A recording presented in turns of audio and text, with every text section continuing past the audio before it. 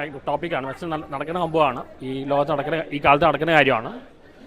എല്ലാവരും നന്നായി പെർഫോം ചെയ്യുന്നുണ്ട്. നെഗറ്റീവ് ക്യാരക്ടേഴ്സ് ആണ് നന്നായി ചെയ്യുന്നുണ്ട്. എനിക്ക് ഇതൊരു സോഷ്യൽ ലെവൽ ടോപ്പിക്കാണ്. നമുക്ക് മക്കളെ ഓർത്തെങ്കിലും അവരുടെ ബന്ധങ്ങളിലേക്ക് വായിക്കുക, അങ്ങനത്തെ പണ്ടുപോലെ ഉള്ളതാണ്. ഇപ്പോൾ അത് കുറച്ച് കൂടുതലാണ്. വളരെയധികം മെസ്സേജ് കൊടുക്കുന്നുണ്ട്. അതിൻ്റെ ഒപ്പം തന്നെ ഒട്ടും ലാഗില്ല, എൻഗേജിങ് ആണ്. സ്റ്റാർ കാസ്റ്റ് ഉണ്ട്. തിയേറ്ററിൽ പോയി കാണുക. പിള്ളേർ കാണുമെന്ന് അറിയില്ല. എല്ലാം കൊണ്ട് നല്ലൊരു ഫിലിമാണ്. നമുക്ക് പടം കണ്ട് ഇറങ്ങി വരുമ്പോൾ ഒരു ഇമ്പാക്റ്റ് ഉണ്ടാവും, ഒരു ഹാങ് ഓവർ ഉണ്ടാവും. നല്ലൊരു ടോപ്പിക്കാണ് ഡിസ്കസ് ചെയ്യുന്നത്. മക്കളെ ഓർത്തെങ്കിലും അവരുടെ ബന്ധങ്ങളിലേക്ക് പോയിക്കാം എന്ന മെസ്സേജ് കൊടുക്കുന്ന ഫിലിമാണ്. സീക്രട്ട് ഹോം പടം എന്തുകൊണ്ടും ഒരു തിയേറ്റർ വാച്ചബിളായിട്ട് എനിക്ക് തോന്നി. കാര്യം പറഞ്ഞാൽ സീക്രട്ട് ഹോം എന്ന് പറഞ്ഞ പേര് കേൾക്കുമ്പോൾ തന്നെ നമുക്കൊരു കുടുംബകഥ മാത്രമായിട്ട് തോന്നണേ. പക്ഷേ ഇത് കുടുംബകഥയാണ്, എന്നാലും അതിൽ ഒരു ക്രൈം സ്റ്റോറിയും കൂടിയും ഉൾപ്പെടുത്തിയിട്ടുണ്ട്. അതൊക്കെ രസമായിട്ടുണ്ട്. പിന്നെ ആക്ടിംഗ് ബേസ് നോക്കുകയാണെങ്കിൽ ഞാൻ പറഞ്ഞില്ലേ, എല്ലാവരും കേട്ടില്ല. എനിക്ക് ആരും പേര് അങ്ങനെ കൃത്യമായിട്ട് എനിക്ക് അറിയില്ല, അതുകൊണ്ട് ഞാൻ ആരും പേര് ഞാൻ എടുത്തു പറയുന്നില്ല.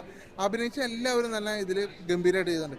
പിന്നെ ക്യാമറ വർക്ക് ആയാലും മറ്റേ ബാക്ക്ഗ്രൗണ്ട് സ്കോർ ബിജിഎം ഒക്കെ നല്ല മികച്ച് നിൽക്കുന്നുണ്ട്. അതായത് അതിലും പാട്ടുകളൊക്കെ നമുക്ക് തരുന്ന ഫീല് അത് അമ്മാതിരി ഒരു ഫീലാണ് അത് ബിജിഎം കൂടി ആകുമ്പോൾ. പിന്നെയെന്ന് പറഞ്ഞാൽ ക്ലൈമാക്സ് കൊണ്ട് നിർത്തിക്കുന്നത് പല ചോദ്യങ്ങളും നമ്മളെ, അതായത് അങ്ങനെ വേണമായിരുന്നു ഇങ്ങനെ വേണമായിരുന്നു ആ ഒരു രീതിയിൽ വന്നിട്ടുണ്ട്. അത് എന്തുകൊണ്ടും ഒരു തിയേറ്റർ സ്റ്റഫായിട്ട് എനിക്ക് തോന്നുന്നത് ഏതായാലും വാച്ചബിളാണ്.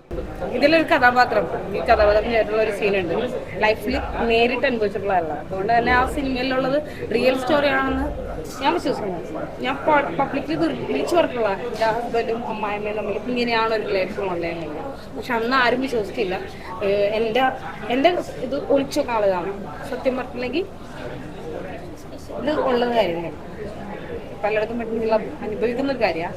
പുറത്ത് പറയാൻ ഭയങ്കര മടി തോന്നുന്ന ഒരു കാര്യമാണ്. കാരണം എങ്ങനെയാ പറയാം, സ്വന്തം ഭർത്താവ് ഇത്രയും ഏജുമായിട്ടുള്ള സ്ത്രീയായിട്ട് എങ്ങനെയാ പറയാം. കൊള്ളാം അല്ലേ? ഇല്ല, ഓരോരുത്തർ നല്ല ഒപ്പീനിയൻ പറഞ്ഞു വരുന്നു. സ്ലോലി നമ്മൾ എക്സ്പെക്ട് ചെയ്യുന്ന ബൈ മൗത്ത് നല്ലൊരു റിസൾട്ട് കിട്ടുമെന്ന് വിചാരിക്കുന്നു. മൗത്ത് പബ്ലിസിറ്റി വഴി ആൾക്കാർ കയറുന്നു വിചാരിക്കുന്നു. കൂടുതലൊന്നും പറയാനില്ല, എല്ലാവരും കണ്ടിട്ട് തന്നെ പടം അഭിപ്രായം പറയാം. എനിക്ക് ഇഷ്ടമായി ഉറപ്പായിട്ടും സപ്പോർട്ട് ചെയ്യാമെന്ന് മാത്രമേ പറയാൻ. എല്ലാവരും പറയുന്നത് ശരിക്കും പെർഫോമൻസ് എടുത്ത് പറയുന്നത് ഇതുവരെ കണ്ടിട്ടുള്ള കഥാപാത്രങ്ങളല്ല, കഥാപാത്രം പോലെയല്ല, വേറെ ലെവലുള്ള കഥാപാത്രമാണ്. ശരിക്കും എത്തിച്ച് കളയുന്നത് പറയാം. അങ്ങനെ പറഞ്ഞോ? ഓക്കെ, ഇല്ല, കേൾക്കുന്നതിന് സന്തോഷം. കാരണം എപ്പോഴും ഒരു ടൈപ്പ് കാസ്റ്റിംഗിൽ നിന്നൊന്ന് പുറത്തേക്ക് വരണമെന്ന് വിചാരിച്ചിരിക്കുകയായിരുന്നു. അപ്പോൾ ഇങ്ങനത്തെ ഒരു ഇത് വന്നപ്പോൾ അത് ചെയ്യണമെന്ന് വിചാരിച്ചു. 100% നമുക്ക് എത്ര പറ്റും അത്രയും ചെയ്തു. നല്ലൊരു ഇമ്പാക്റ്റ് ആൾക്കാരിൽ ഉണ്ടാക്കേണ്ടതെന്ന് അറിഞ്ഞപ്പോൾ സന്തോഷം. പടമൊക്കെ എങ്ങനെ ഒരു ക്രൈം തിയേറ്ററിൽ എക്സ്പീരിയൻസ് ചെയ്യുന്ന പടമാണ്.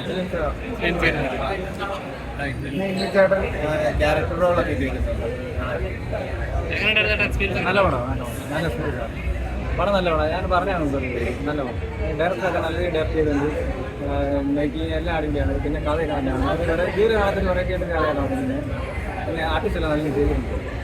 എല്ലാം നല്ല ശിവതയൊക്കെ നല്ല ചെയ്തിട്ടുണ്ട്. അവർ എല്ലാം നല്ല ചെയ്തു. എനിക്ക് ഭയങ്കര ഇഷ്ടപ്പെട്ടു. എല്ലാ പ്രായക്കാരും കാണാൻ പറ്റിയ പടമാണ്. അതിന് കാറ്റഗറി ഒന്നും പടം നല്ല എല്ലാവരെയും ഓടുന്ന ഉറപ്പ് കാര്യമാണ്. അത്രയും നല്ല കണ്ടന്റൊക്കെ ഉള്ള പടമാണ്.